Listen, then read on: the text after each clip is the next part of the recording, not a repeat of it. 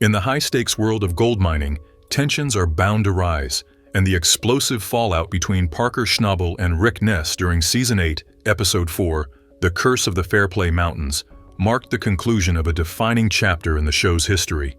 Rick's once strong bond with Parker began to crumble due to the mounting pressure of mining and their differing leadership styles. Fans watched as Rick's more laid-back approach increasingly clashed with Parker's perfectionist mentality, leading to rising tensions. The episode, The Curse of the Fairplay Mountains, revealed that what started as a mentorship turned into an emotional showdown that not only jeopardized the future of their operation, but also threatened the very foundation of their long-standing friendship. Rick had been entrusted with managing the Indian River operation, a significant responsibility in Parker's ever-expanding empire.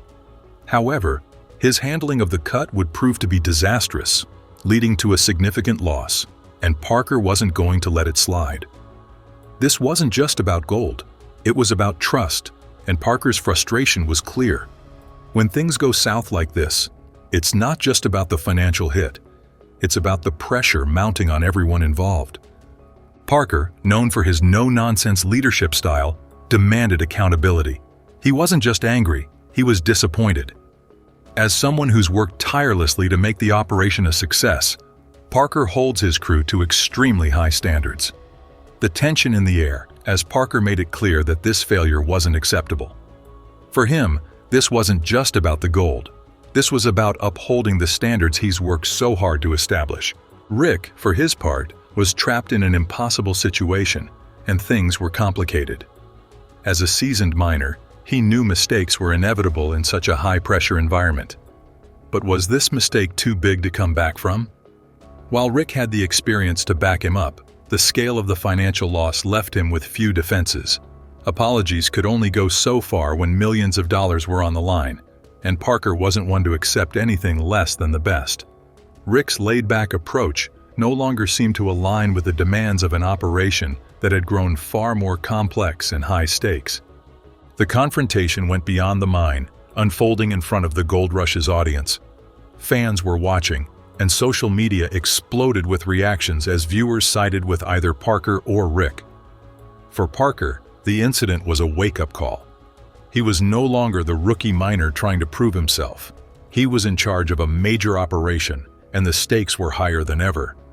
For Rick, the confrontation was a stark reminder of the expectations that came with being part of Parker's crew. Could they reconcile? Or was the damage irreparable? The aftermath of the episode, The Curse of the Fairplay Mountains, marked a turning point in the relationship between Parker and Rick, leaving fans wondering if they could mend their differences or if this was the end of an era of Gold Rush.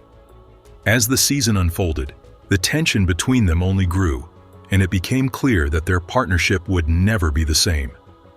The fallout from that one pivotal moment set the stage for an uncertain future, leaving everyone asking, what happens next for Parker, Rick, and the future of the Gold Rush crew? Rick Ness's mismanagement in The Curse of the Fairplay Mountains led to a complete shutdown of operations, meaning the crew couldn't mine for gold. The crew's energy shifted from optimism to sheer disappointment as the stakes were high and wasting time in gold mining was a luxury they couldn't afford. The financial loss and mounting pressure caused rifts in the crew's dynamics, and as Parker grew more frustrated, what steps did he take to address the situation, and could the crew recover from the strain caused by these errors? The fallout from Rick's mistake went far beyond just the immediate impact on mining. The crew, already working in high-pressure conditions, now found themselves dealing with an even bigger issue: the fracture in the team's dynamics. When trust gets broken, it's hard to rebuild. While Parker was upfront with Rick about his misstep, there was still a lingering tension in the air. The crew couldn't help but wonder if Rick would bounce back from this, or if the damage was too deep to repair. The aftermath was more than just a setback in their work, and it created a divide within the team. The crew's unity, built over years of shared struggles, was suddenly at risk. Could they pull together after this, or would the strain of one mistake unravel it all? Parker, always a leader focused on results, had to deal with more than just the technical fallout of Rick's mistake. He had to manage the emotional toll on the crew. The question everyone was asking was, Could Rick redeem himself? As the tension played out, so did the implications for the entire mining operation. While it's clear that Parker's leadership wasn't being questioned outright, the way the team would move forward was uncertain. Could they recover from the loss of trust? Was Rick capable of stepping up again after such a costly error? As the episode unfolded, Season 8 of Gold Rush was not just another departure on a reality TV show, but it was the end of an era where Rick, the hard-working and trusted right-hand man, had built a reputation alongside Parker. Their story was intertwined, and the news of Rick leaving shocked fans, leaving them wondering if the dynamic of the show would ever be the same again. One key moment in Episode 4 was all it took to shake things up, as Rick's decision-making led to the shutdown of a gold mining operation, and the consequences were far-reaching. Production came to a standstill, morale plummeted, and Parker was left to pick up the pieces. As a leader, Parker's patience had worn thin, and this was a big turning point in their relationship. Rick, who had always been a loyal and hard-working member of the team, suddenly found himself under intense pressure. The stakes were high, and the tension was palpable. Rick's exit wasn't a spur-of-the-moment decision. After all, he had been a key player on Parker's team for years, but the tension between the two men had been building, and eventually it reached a breaking point. As Rick moved on, he left behind not just a job, but a world that had once been his focus. He set out on his own, launching his own mining operation in the Klondike. This wasn't about quitting. It was about starting over and proving that he could thrive without being under someone else's shadow. He was determined to show that his talents weren't just tied to Parker's crew, and he began to carve out his own path in the gold mining industry. For Gold Rush, Rick's departure left a void that was hard to ignore. Fans were stunned, and many felt a sense of loss at seeing one of their favorite personalities leave the screen. His journey on the show had been a central narrative, and when that was suddenly gone, the show was forced to adjust. The question on everyone's mind was whether Gold Rush could continue to thrive without such a major character in the picture. For Parker, the show had to go on. While Rick's departure marked the end of a chapter, it didn't mean the end of the operation. The crew continued to mine, and while Rick's absence was felt, Parker kept the focus on the goal, striking gold. The dynamic of the crew shifted, but Parker's leadership remained the cornerstone of the operation. Surprisingly, the show managed to carry on without Rick's presence. Eventually, Rick's exit marked a turning point not only for Parker and his crew, but for the entire Gold Rush franchise. For Rick, it was about finding a new path and proving his worth on his own terms. For Parker, it was a lesson in leadership and adaptation. Both men learned from their experiences, and though their relationship had changed, their individual stories continued.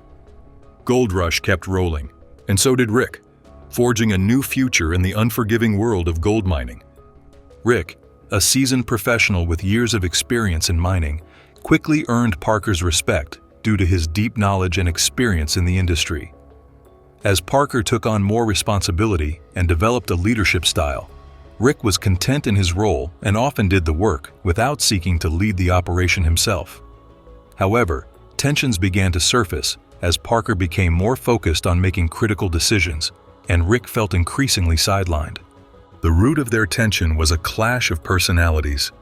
Parker, always driven and determined, demanded perfection from his crew and expected Rick to keep up with his high standards. Rick, on the other hand, had a more laid-back approach that didn't always align with Parker's fast-paced, sometimes rigid approach to gold mining. As pressure mounted, Rick's relaxed attitude started to clash with Parker's increasingly intense focus on success, leading to more significant issues. As the season wore on, the tension between Parker and Rick became undeniable, with Parker growing frustrated by Rick's lack of accountability and Rick feeling that Parker was becoming too hard to work with. The once close friendship built on mutual respect was beginning to fray under the pressure of constant disagreements. The roots of this conflict weren't simply based on mismanagement or mistakes. They were a product of two men trying to navigate the demands of gold mining in their own ways, and neither was willing to compromise. Parker's growing success meant he couldn't afford to let things slide, while Rick, who had been with him from the beginning, may have felt like his experience should count for more in tough situations. Their leadership styles simply didn't align, leading to a breakdown in their communication and teamwork. In earlier seasons, there had been hints that their relationship wasn't as smooth as it seemed. Parker's increasing ambition and the expansion of his mining operations put a strain on the dynamics between him and his crew. As Parker's expectations grew, so did his need for control, which may have led to his impatience with Rick's more laid-back approach. Rick may have felt that his contributions weren't being recognized as he transitioned from mentor to subordinate under Parker's direction. As Parker and Rick's relationship became more strained, it became clear that they were on different paths. The bond that had once been built on mutual respect began to crumble, and it became increasingly evident that their friendship was no longer what it had once been. Parker and Rick's explosive fallout reminds us that even the strongest bonds can be tested under pressure. The gold values disappeared like smoke in the Klondike wind. Water management, once Parker's specialty, became his operation's worst nightmare. The sophisticated systems that had set industry standards were now failing against unprecedented challenges. Springs nobody knew existed turned cuts into lakes overnight, drowning equipment and washing away precious time and money. The crew worked around the clock, fighting a losing battle against nature's fury. The equipment breakdowns hit next, like dominoes falling in a perfectly orchestrated disaster. Machines that had been pushed to their limits finally started giving up, one after another. The harmony of heavy machinery working in perfect sync was replaced by the discord of frustrated voices over crackling radios. The gold market's volatility struck another blow to Parker's operation. Fuel costs were soaring higher than excavator buckets, while gold prices swung wildly, making every operational decision a high-stakes gamble. The comfortable margins that had allowed for aggressive mining strategies were disappearing faster than summer in the Yukon. Parker found himself doing math he'd never had to consider before, calculating the cost of every yard of dirt moved, every hour of machine time, every drop of fuel burned. The days of focusing purely on production were over. Environmental regulations in the Canadian mining industry were tightening, requiring more paperwork, oversight, and restrictions on mining operations. Cuts that would have been approved without question in previous seasons now faced lengthy reviews and costly modifications. Water management plans needed complete overhauls to meet stricter standards. The ground might hold gold, but getting to it was becoming a different kind of challenge. The final straw came when a promising cut proved to be a costly bust. For the first time since those early days at Big Nugget, doubt crept into Parker's voice during cleanup. The industry took notice, and with his empire showing cracks and gold totals falling faster than Yukon Mercury, Parker's next challenge would not just test his mining skills, it would threaten everything he'd built. The decline hit Parker's operation like an avalanche, sudden, devastating, and impossible to stop once it started moving. Production numbers that once broke records were now breaking spirits, with gold totals dropping faster than thermometers in a Yukon winter. Wash plants that once thundered with constant activity now sat silent more often than they ran, victims of both mechanical failure and increasingly barren ground. Inside sources revealed that even Parker's most reliable cuts were yielding less than half their expected values. Confidential documents and crew testimonies exposed the true extent of the operation's struggles. Equipment that should have been replaced seasons ago was being held together with emergency repairs and desperate workarounds. The sophisticated water management systems, once the envy of every operation in the Klondike, were failing systematically. Pumps struggled against rising groundwater, while repair costs soared higher than excavator booms. Industry insiders reported that Parker's legendary determination had turned into something else, a stubborn refusal to acknowledge that his aggressive mining style might be part of the problem. Parker Schnabel's mining empire, once a powerful force in the Klondike gold industry, has been facing a crisis due to environmental compliance reports and regulatory documentation. Multiple violations have been documented across Parker's claims, with fines mounting faster than gold in a sluice box. Water management issues that had once been minor inconveniences were now attracting serious regulatory scrutiny. The young mine boss discovered that some problems can't be solved by simply throwing more horsepower at them. Each new regulation seemed designed to target the aggressive mining style that had built his reputation, forcing costly adjustments that further strained the operation's resources. Gold recovery data revealed a steady decline in both quantity and quality of recovered gold. Pay streaks that should have been reliable were proving inconsistent, while promising ground turned out to be little more than fool's gold. Industry experts pointed to Parker's rush to process maximum yardage as a potential culprit, suggesting that crucial testing and ground preparation steps were being skipped in the race to maintain production numbers. The young mine boss, who once seemed to have an almost supernatural ability to read ground, was now making rookie mistakes, choosing quantity over quality in a desperate bid to keep his empire afloat. By the end of the season, the signs of systematic failure were impossible to ignore. Equipment sat idle, covered in a layer of Klondike dust that grew thicker by the day. Drone footage revealed abandoned cuts across multiple claims, each one a testament to miscalculations and overambitious planning. The empire that Parker had built through sheer determination and grit was crumbling faster than thawing permafrost. Industry veterans who had watched his meteoric rise now shook their heads at what appeared to be an equally spectacular fall.